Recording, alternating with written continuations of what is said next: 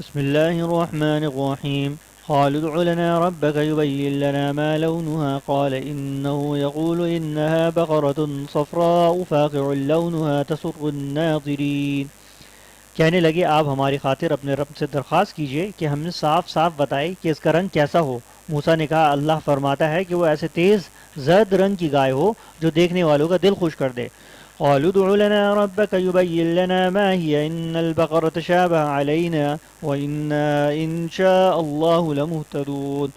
انہوں نے پھر کہا کہ آپ ہماری خاطر اپنے رب سے درخواست کیجئے کہ ہمیں صاف صاف بتائے کہ وہ گائے کیسی ہو. اس گائے نے تو ہمیں شبہ میں ڈال دیا ہے اور اللہ نے چاہا تو ہم ضرور اس کا پتہ لگا لیں گے.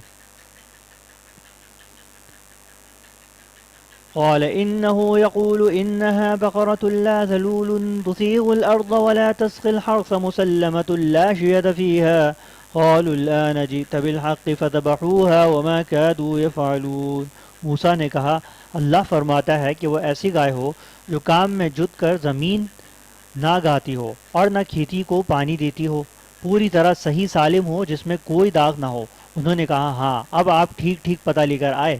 اس کے بعد انہوں نے اسے ذبح کیا جبکہ لگتا نہیں تھا کہ وہ کر پائیں گے. اس کے ضمن میں لکھتے ہیں مطلب یہ ہے کہ شروع میں انہیں گائے ذبح کرنے کا حکم ہوا تھا تو کسی خاص قسم کی گائے نہیں بتائی گئی تھی، چنانچہ وہ کوئی بھی گائے ذبح کر دیتے تو حکم پورا ہو جاتا. لیکن انہوں نے خواہ مخواہ کھود کریت شروع کر دی جس کے نتیجے میں اللہ تعالیٰ نے بھی نت نئی شرطیں عائد فرما لی اور ایسی گائے تلاش کرنا مشکل ہو گیا جو ان شرطوں کو پورا کرتی ہو. یہاں تک کہ ایک مرحلے میں ایسا محسوس ہونے لگا کہ شاید وہ ایسی گائے تلاش کر کے ذبح کرنے کے قابل نہ ہوں. اس واقعے میں سبق یہ دیا گیا ہے کہ بلا وجہ غیر ضروری کھوج میں پڑنا ٹھیک نہیں ہے. جو بات جتنی سادہ ہو اس پر اتنی ہی سادگی سے عمل کر لینا چاہیے. وَإِذْ قَتَلْتُمْ نَفْسًا فَادَّارَأْتُمْ فِيهَا وَاللَّهُ مُخْرِجٌ مَا كُنْتُمْ تَكْتُمُونَ. اور یاد کرو جب تم نے ایک شخص کو قتل کر دیا تھا اور اس کے بعد اس کا الزام ایک دوسرے پر ڈال رہے تھے اور اللہ کو وہ راز باہر نکال کرنا تھا جو تم چھپائے ہوئے تھے.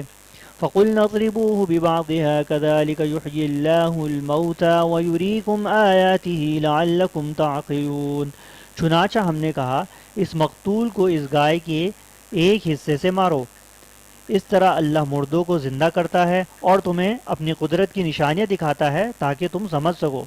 اس واقعے کی تفصیل تاریخی روایت میں یہ آئی ہے کہ بنی اسرائیل کے ایک شخص نے اپنے ایک بھائی کو اس کی میراث کے حاصل کرنے کی خاطر قتل کر دیا اور اس کی لاش سڑک پر ڈال دی.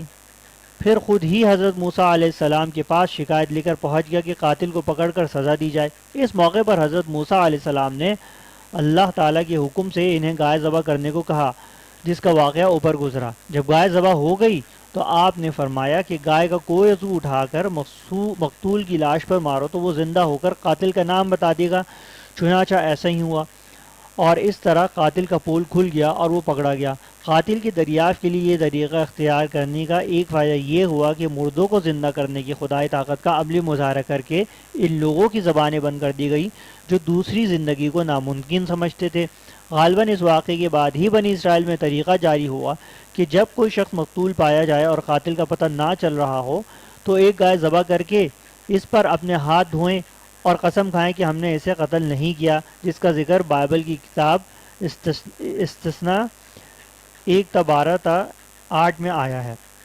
ثم قست قلوبكم من بعد ذلك فهي كالحجارة أو أشد قسوة وإن من الحجارة لما يتفجر منه الأنهار وإن منها لما يشقق فيخرج منه الماء وإن منها لما يهبط من خشية الله وما الله بغافل عما تعملون.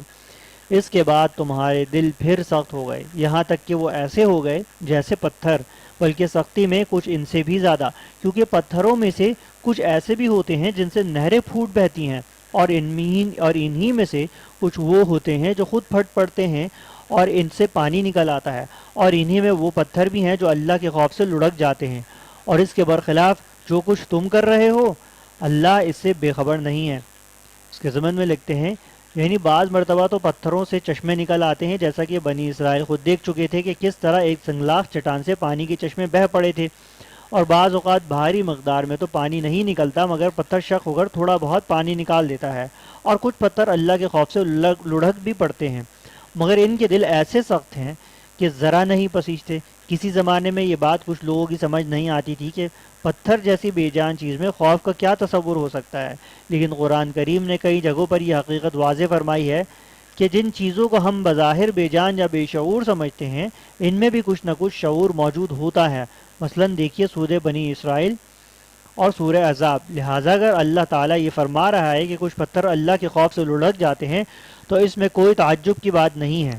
آج تو سائنس بھی رفتہ رفتہ اس نتیجے پر پہنچ رہی ہے کہ جمادات میں بھی نمو اور شعور کی کچھ نہ کچھ صلاحیت موجود ہوتی ہے۔